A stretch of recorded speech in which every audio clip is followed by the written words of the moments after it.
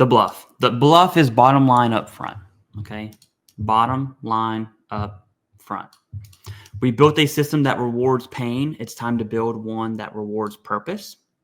Stop paying people to be broken. Start paying them for standing up. What you incentivize is what you will get always.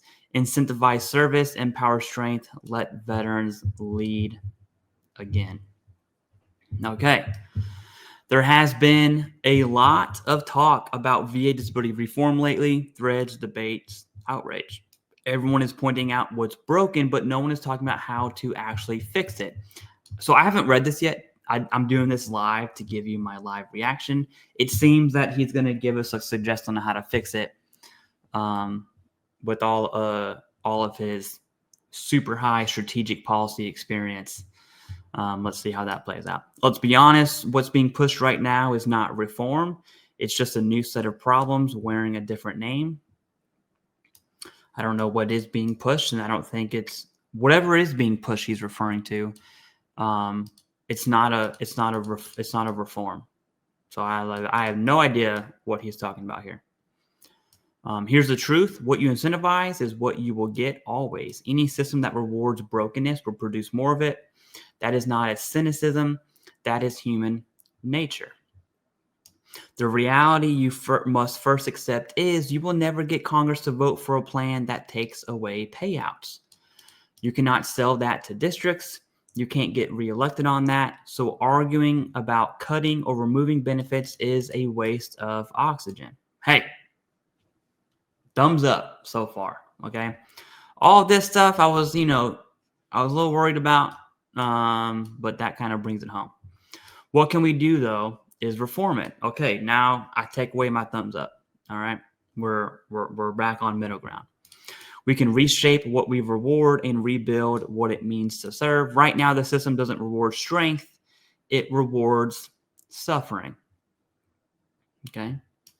The political reality. No one sitting in Congress is going to walk into the district and tell veterans they're losing benefits. It's political suicide. That's great. That's why every reform conversation hits a dead end. Emotionally, morally, politically, it's a no-win fight. So stop pretending it's about taking something away. It's about rebuilding how we give back. Since World War II, America has found ways to reward service. The GI Bill, VA home loans, health benefits, those were the right idea for their time, but the world has changed. The culture has changed. Hey, question for everyone who's watching this right now. Should the VA not give the GI Bill anymore, or the VA home loan, or health benefits because it's 2025? Like, is that what he's saying?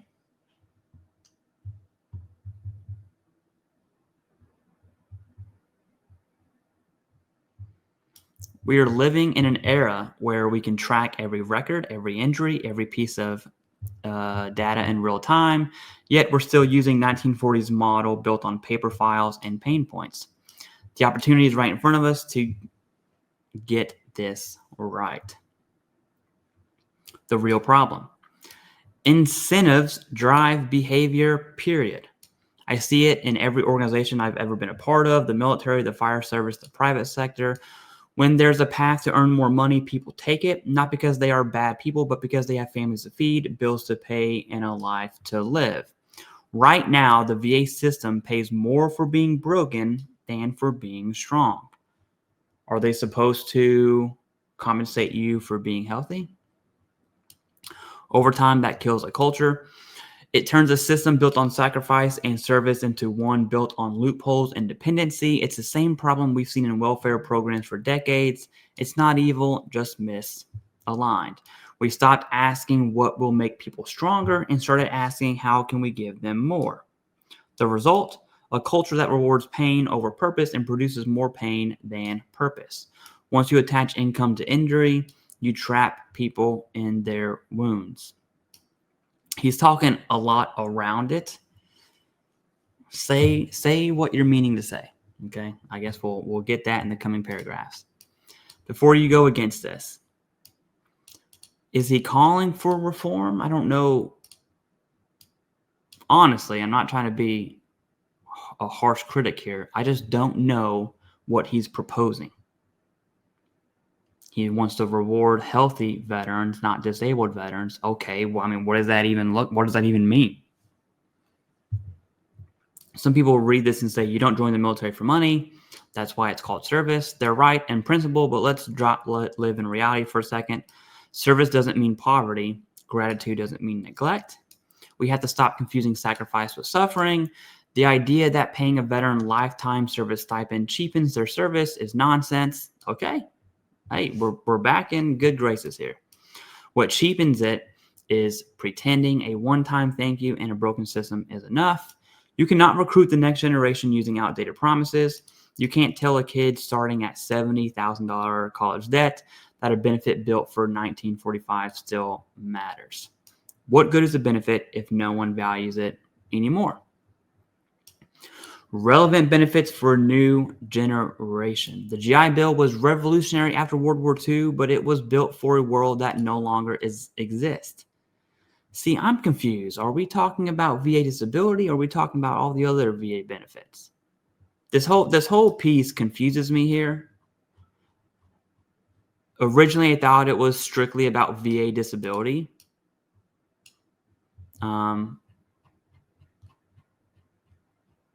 Where are we at? But now I don't know. Back then, going to college was a ticket to a better life. Today, not so much. Tuition has exploded. Absolutely. Degrees are watered down. Yep. And half the jobs worth having don't require one. The next generation is learning through trade schools, certifications, entrepreneurship, and technology. So why are we still rewarding benefits or veterans with benefits designed for a world that's gone? So we shouldn't give them the GI Bill? The days of serve 4 years, then use a GI Bill to pay for college are fading. For most of today's recruits, that promise isn't motivating. It's irrelevant. I don't know, man. That's a very big blanket statement. That's a huge assumption. That the GI Bill is not relevant, especially from a recruiting perspective. We need benefits that meet this generation where they actually are. Imagine giving every service member a choice. Take the GI Bill if you want it, or exchange it for a lifetime service stipend.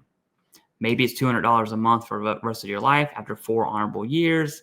More if you stay longer, more if you serve in combat. That's not charity, that's logic. That's his proposal.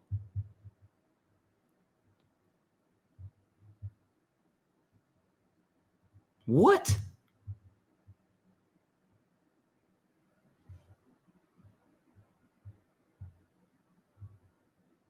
I'm trying to think of something nice here. But just to be real with you, I think this is might be the dumbest thing I've ever read.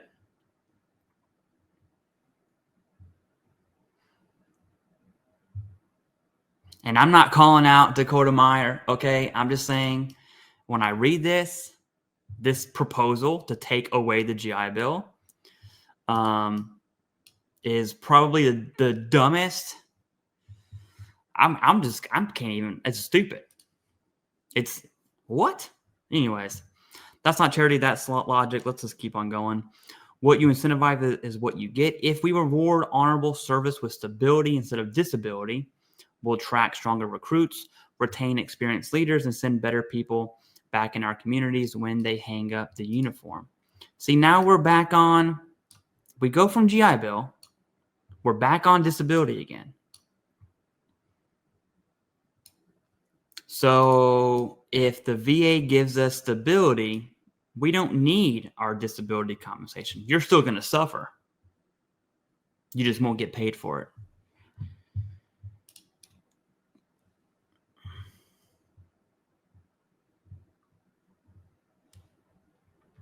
All right, the path forward. I mean, if I was to rank like Washington Post, Daniel Gay, Dakota Meyer, this one, last place, for sure. Maybe one of the dumbest articles I've ever read in my life. And I mean that, dude. I mean that. The answer isn't punishment. It's a redirect. We like, who gave this guy a mic, right? We don't need to strip veterans of benefits. We need to rebuild the purpose behind them. Okay. We don't need to strip veterans of benefits. I'm fine with that. But what was that? Call it a service stipend. Every American who raises their right hand, serves honorably, and gives 4 or more years to this country should receive a lifetime stipend. Not a handout, not a sympathy check, a thank you for standing up when most wouldn't. Here's how it could work. 4 years honorable service, base lifetime stipend, small but permanent, $200, he said. 8, 12, 20 plus years. Each tier increases, rewarding commitment and retention. Combat roles, higher rate because risk matters. Dakota, my man.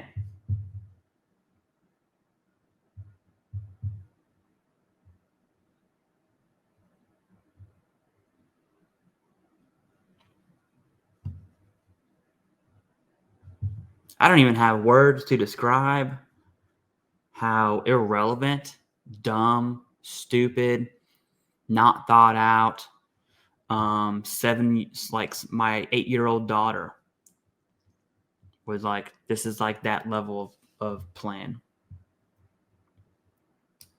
What? Who is in this guy's inner circle? Someone pull him aside and just tell him to get off the internet for a while. Okay. Simple, predictable, transparent. If you're not paying for pain, you're not paying for pain, you're paying for service. Then disability goes back to its rightful meaning. Okay. It's reserved for those injured in service, not by life outside of it.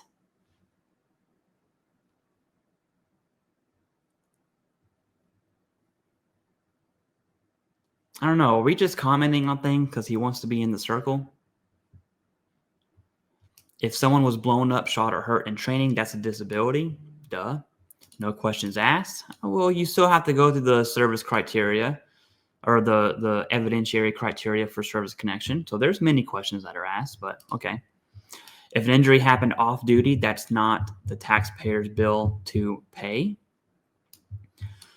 I mean, how many service-connected disabilities does Dakota Meyer believe are strictly from being off duty?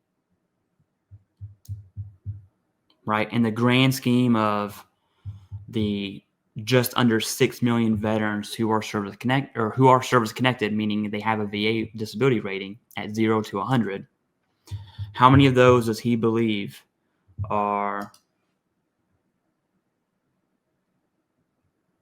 those specific disabilities are from off duty? Donald Kwasnicki. I definitely butchered that. I apologize. Need to get him on the show. I would love to have. That would be such an honor. It would be so cool to have a Medal of Honor dude on the show. That'd be cool. It really would. We have the technology now through systems like Genesis to track what happened in service, what's pre-existing, what's post-service. This is the new DoD healthcare, like TRICARE Online thing. It's more than that, but long story short, that's accountability, not punishment. If we're talking about costs, let's tell the whole story. Right now, no one is counting the millions spent every year on the process itself. It is endless medical appointments, evaluations, reevaluations, paperwork, appeals. The system spends a fortune not just paying disability, but manufacturing it. Every test, every exam, every recheck costs money, and not just in dollars. It costs time, morale, and trust. We're paying people to prove they're broken instead of empowering them to stay strong. So when veterans prove they're broken, all right, they prove service connection, they shouldn't get paid for it because it makes them weak. The sad part is that's exactly what we've created. Veterans, the same people who once carried this nation on their backs, have become welfare crowd of the right. Oh my goodness. I've been like trying to like rate Dakota Meyer, you know, some statements he made, I gave the thumbs up. Then it kind of knocked him back down. My guy.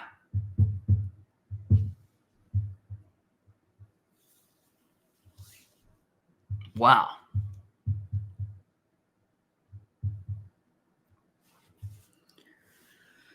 Hey, so everyone watching this, every veteran, all roughly 18 million of us, we were once great, but now we are welfare kings and queens. Oh my goodness, I cannot believe he said that. Oh my goodness. Dude, someone take away this guy's internet connection. I don't even have work. The Washington Post wasn't even this bad. Okay? All of a sudden, the Washington Post ain't doing too bad. Oh my gosh, dude. You know what's crazy is there is a good argument against VA disability compensation. And I've thought about, like, if I was to argue against VA disability, what would my arguments be? I thought about making that video just to show the good argument, because what we've seen from the Washington Post going after the minute fraud, what we've seen Daniel Gade go after veterans in the workplace, okay? And then I don't even think Dakota Meyer has an argument. He's just kind of talking randomly. There is a good argument, and everyone is completely missing it. Dakota Meyer is not even on. I mean, I don't even know what to say. Not because they're weak, but because we built a system that pays them to be. The more we align the incentives to truth, the less waste we create. This is, I mean, stupid is the only, for lack of a better word, it's the only thing I can think of. This is, we need to meme. Listen, if you are a person who can use the internet, okay, and you can create a meme, get a picture of Dakota Meyer and quote this right here and post it on the internet. I'm going to post it on my LinkedIn page here in a little bit. Oh my goodness. The elephant in the room. Yeah, because it's not this. Okay. You can not talk about reforming the VA without talking about the VSOs, the Veteran Service Organizations. This includes, but is not limited to, groups like the Legion, the VFW, the big advocacy networks. Advocacy in quotes there because ... They were built with good intentions, but over time, many have turned veterans into a business model. Their product is the broken veteran. Every disability claim, every rating increase, every success story of dependency keeps their lights on. Does it? Do they get paid? Not by veterans. I understand there's federal grants there. So let's take away the VSOs and just leave veterans out to dry and not let anyone advocate for veterans on the Hill. Not give veteran access to submit a VA claim or sign up for VA healthcare or find community within the veteran sphere. They don't want reform because reform makes them irrelevant. Well, it's not that they don't want reform. They don't want your reform.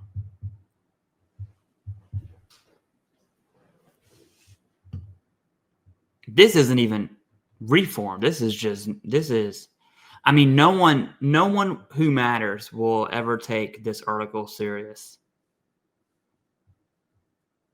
Ever. They'll be the loudest voices against change because they profit from the problem. They're the loudest voices for veteran advocacy because no one else is.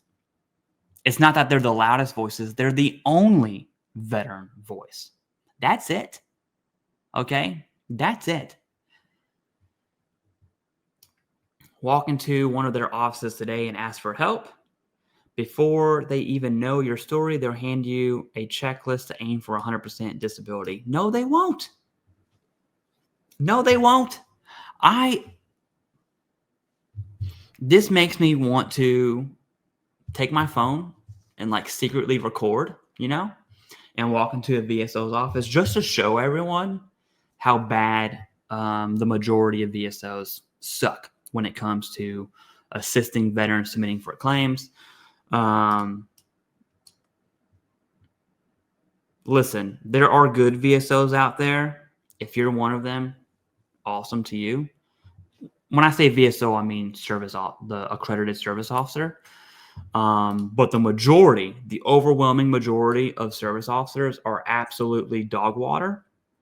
And the notion that all you have to do is talk to a VSO to get 100% disability is,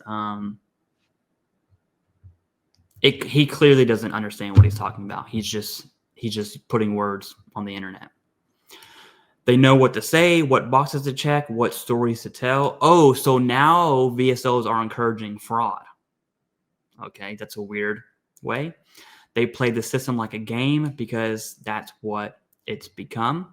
Hey, accredited service officers, you're all encouraging veterans to commit fraud. Thank you for your service. This isn't about attacking veterans. Say it ain't so.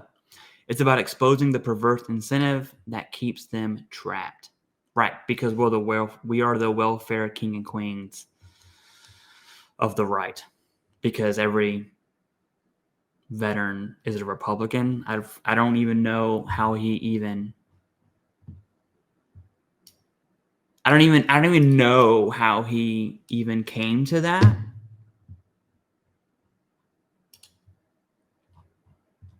Like,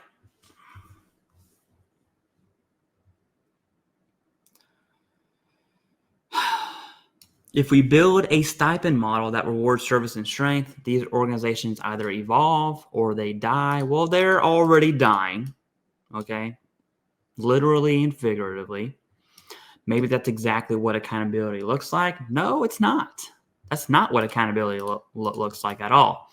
In fact, I think someone needs to hold Dakota Meyer accountable for insinuating that VSOs are encouraging veterans to commit fraud. That is a insane accusation. It really is. And listen, I don't even like VSOs, okay? I'm a member of the VFW, lifetime member, simply put, because they advocate on the Hill for veterans. I think at a bare minimum, if you're service connected, use some of that money, one-time payment, get a lifetime membership to your preferred VSO, and you can at least support them on the Hill that way. Other than that, I can't stand VSOs, okay? Most of them suck. They really do. When it comes to VA advocating one-on-one with the veteran for VA disability compensation, most suck. Not all, most. But I think someone needs to hold Dakota Meyer accountable for insinuating that service officers are encouraging veterans to commit fraud. That is insane. That is insane. Hey, accountability for everyone else, not me. Oh my goodness, dude. Hey, +1 for the Washington Post, right? The bigger picture, this is about identity, not money. Every veteran who served is a self-selected leader. They volunteered to carry weight most people never will, to step into chaos so others didn't have to, but now they're welfare kings and queens of the right. When they come home, they should be seen and treated as they are, the backbone of this country. If we keep paying them to be broken, we are wasting our most powerful force for cultural good. Hey, if you're being paid to be broken, if we stop that payment, you're not going to be broken anymore.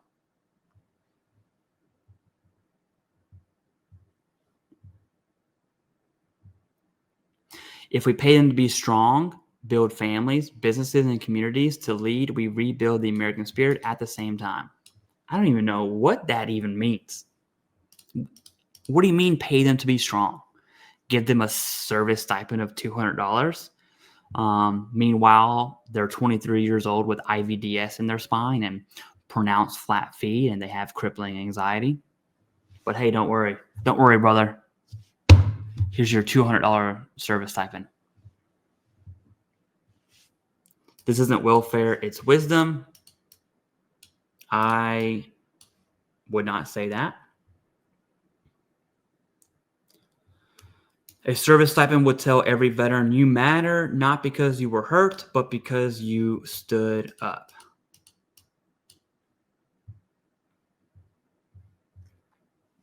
I just can't. I can't. Over time, that shift changes everything. It redefines service. It restores dignity. It reminds this country what strength actually looks like. Oh, Dakota Meyer, you just became... Well, you know what? I'll keep that to myself. It's not very nice.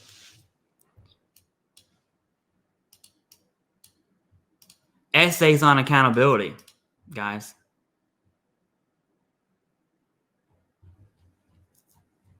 I cannot believe this statement. Veterans, the same people who once carried this nation on their backs, have become the welfare crowd of the right.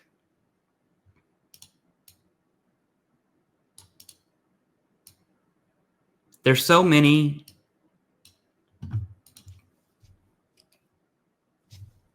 Anyways, that's it. It's not as long as I thought it was going to be.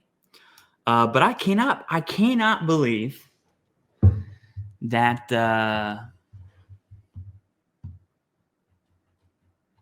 of all the attacks on VA disability compensation,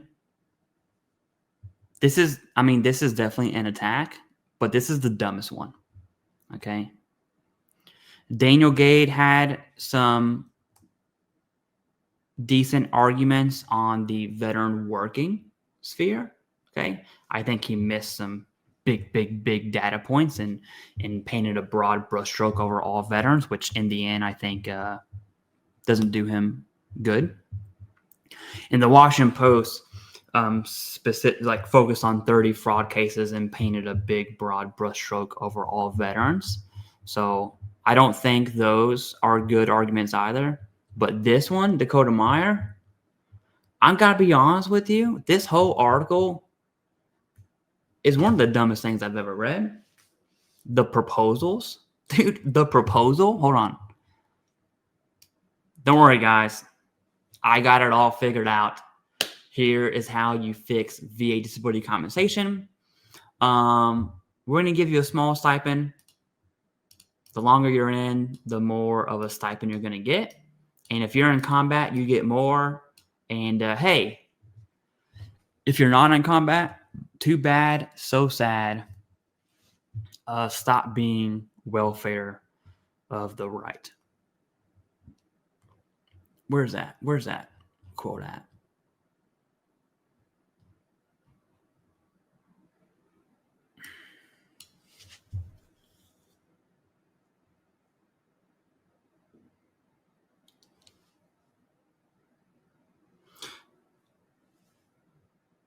That's all I got. I don't even know what to say. I really don't. I'm going to post a meme on LinkedIn, okay? I'm going to link my profile. That way, if you're on LinkedIn, I want you to go like this meme once I post it, okay? So it's there in the chat, and see if it can gain some traction. LinkedIn is a good professional veteran sphere platform. So, oh my goodness, I cannot. Every time I see it, I just want to punch myself in the face. Hey, that's all I got. I feel like I wasted everyone's time here. Sorry, my bad.